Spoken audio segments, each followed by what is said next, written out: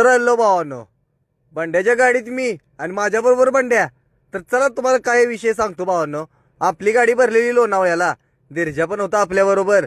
आणि काय गाडी भरून आपण आलो. मग काय पंपावर डिझेल टाकी आपल्याला करायची होती फुल. टाकी फुल करतानाही सगळी कार्यकर्ते आपल्याला आलेली भेटायला, त्यांना भेटलो. आता मात्र म्हटलं चला आता निघावं, कारण की बंड्या पण कराड पास करून थांबलेला.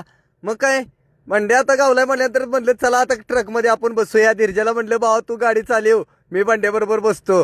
लय दिवसानंतर भाऊ गावतोया, परत काय गावत नाही. लवड्याला म्हटलं कधीतरी आपल्याला पण घेऊन चल काश्मीरला. तर म्हटला भावा सप्टेंबर नंतर आता ट्रिप परत चालू होणार आहे, जाऊया आपण एकदा काश्मीरला. काय विषय नाही म्हटलं चल भाऊ जाऊया. परत आलो जरा चहाच्या टपरीवर, मस्तपैकी चहा बी पिला.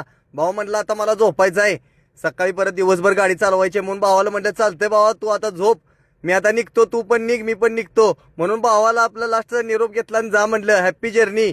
एक्सप्रेसला काय आपल्याला जायचं नव्हतं, आपल्याला जुन्या रोडने जायचं होतं लोणावळ्याला. मग काय आलो लोणावळ्यात, सकाळ झाली, गाडी बिडी खाली करून घेतली आणि रिटर्न येताना आपल्याला गावलं सागर भाऊ लोणावळ्याचं. हो, त्यांच्यावर चहा पाणी केला आणि आलो डायरेक्ट गुलटेकडीच्या मार्केटला. आलो, आपल्याला 3 टन भरायची होती मिरची.